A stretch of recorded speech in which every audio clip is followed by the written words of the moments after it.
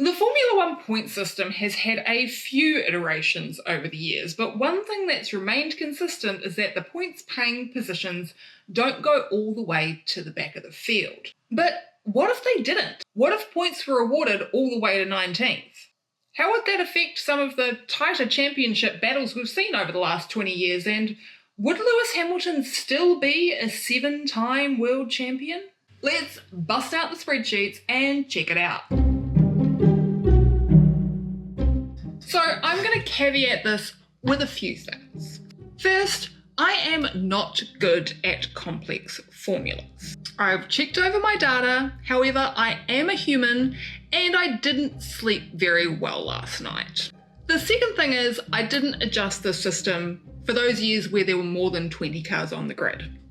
Frankly, this is mostly out of laziness, but also fundamentally this exercise is about the top of the field, not the back markers, and the points differentials not that significant, and none of the drivers affected would have finished outside of the points in those races they made it to the checkered flag. Finally, even in those instances where a driver was classified due to completing a minimum race distance, I've still counted that as a DNF, because I think if you don't reach the finish line, then you shouldn't score any points. If it were to come down to it, classification could be used if there needed to be a count back.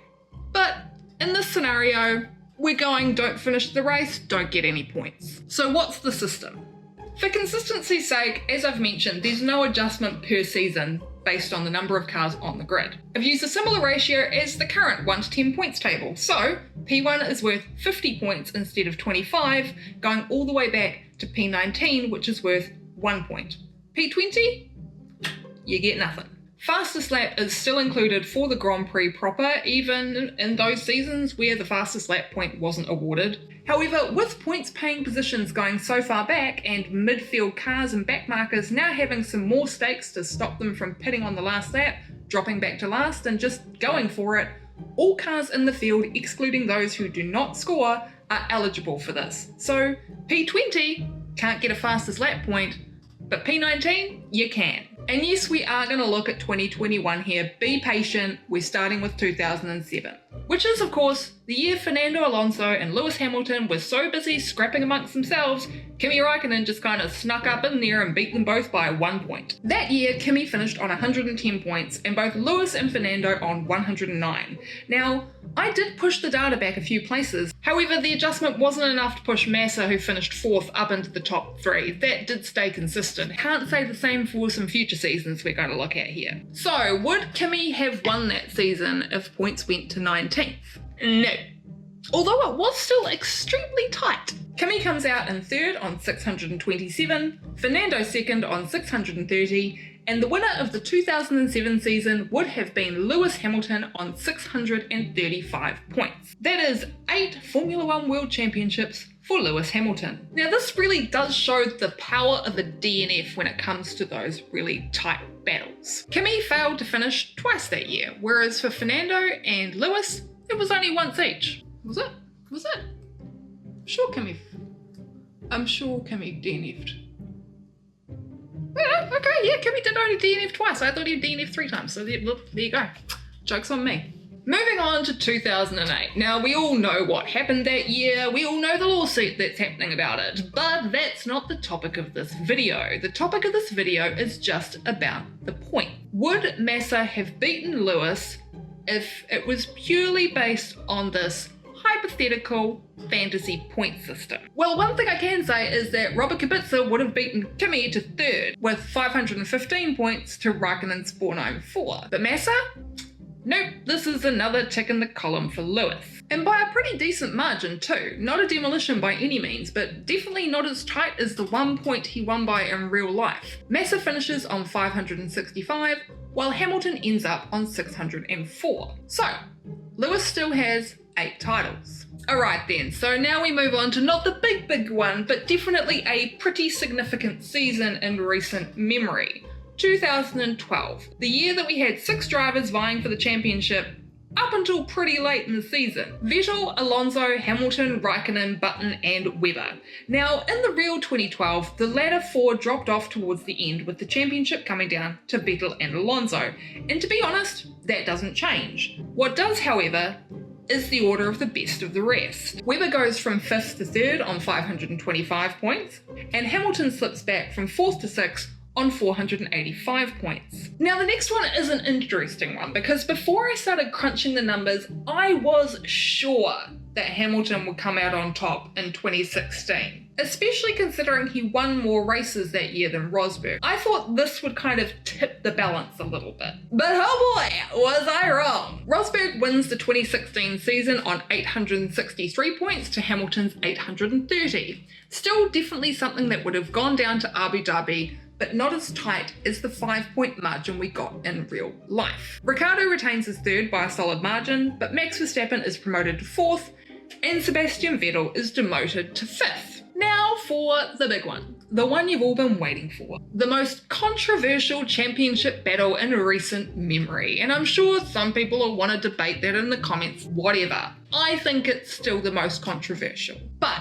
before I get into it, please don't click out of the video as soon as I've revealed the big winner. I'm going to take a look at the battle that I'm currently kind of a little bit on the edge of my seat over, which is how the Constructors' Championship is going to finally play out for 2023, because we still have multiple ways that can end up. It might not be the most glamorous thing to talk about, but I don't know, it might scratch an itch for you. Also, if you are enjoying this video, please give it a like and consider giving the subscribe button a little tippy tap. Every click of those buttons helps my channel, and the more people who subscribe and the more views I get, the more likely it is I'll be able to invest time in these deep dives rather than having to hustle up a video in between my job and my side hustle and, you know, the actual real human people in my life that I don't spend enough time with, frankly. Anywho, 2021, the big one.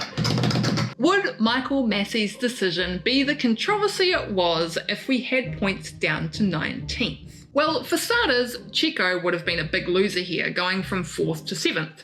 Lando Norris would have moved up from 6th to 4th, Carlos Sainz stays in 5th, and Charles Leclerc moves up into P6. Valtteri Bottas clings on to 3rd by 6 points over Lando Norris, which sure was an interesting result. That pretty much comes down to Bottas having a bunch of retirements, Lando only having one, and then being extremely consistent over the rest of the races. He only had one finish outside of the top 10. Now, in real life, we all know that going into Abu Dhabi 2021, everyone's favourite topic, Lewis and Max were tied on 369.5 points. However, in the alternate timeline, there's a gap.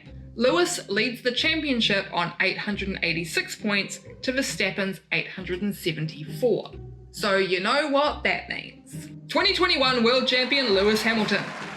Even finishing second, and even though Verstappen had 10 Grand Prix wins in 2021 to Lewis's 8, the result is honestly mostly due to Lewis having 1 DNF over Max's 3. I'm aware that there was one very, very controversial DNF there for Max at Silverstone, but I'm not discussing collision penalties here, I did that in another video. So we have alternate timeline 9-time World Drivers' Champion Lewis Hamilton. Well done, bro. It's a fake world, but you know, maybe now you can retire and give George that #1 seat that he's so desperate for. Look, I'm going to be honest with you and say that I am one of those annoying people that thinks both Lewis and Max deserved to win that year. Sure, at the time I was probably more rooting for Lewis, but I wasn't exactly mad that Max won.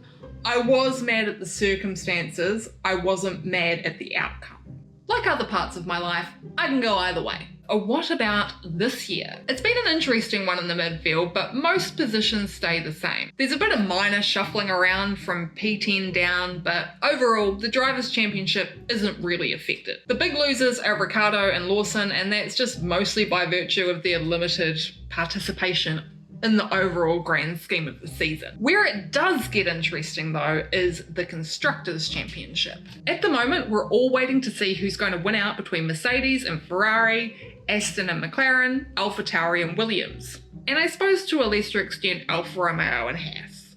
But I think Alfa Romeo's kind of got that one sewn up. Well, based on this new point system, the first two battles are definitely still going strong. But towards the back, things are getting kind of interesting. Williams slips back to 9th, and the battle for 7th is now between AlphaTauri and Alfa Romeo, with AlphaTauri going into Abu Dhabi 30 points ahead. Why this change? Again, it's all about consistency. Alex Albon's average finishing position is so far ahead of Logan Sargent's that they can't compete with those teams that are regularly getting P8 to 14 with both cars. All in all, even though this was mostly a thought experiment to scratch an itchy brain, I am kind of all for this. Not necessarily because it makes big changes at the top of the table, or although we have seen it can do that, but mostly because it gives those in the lower midfield and the back of the field something to properly fight for. And as we all know, one position in the Constructors' Championship means a heck of a lot of money. So by paying points all the way down the field, we get a far more accurate representation of those teams that are performing consistently throughout the season, rather than maybe a really, really lucky result in one race and then a whole bunch of P19s and P20s. No more retirements to save an engine when you know you're out of the points anyway. More fierce battles further down the field. A more representative ranking for those teams who the prize money means the most to. Let me know what you think in the comments, or even if you just like these more deep dive data driven videos. Personally, I really love making them. It moves my furniture, and I'd love to know if it moves yours too.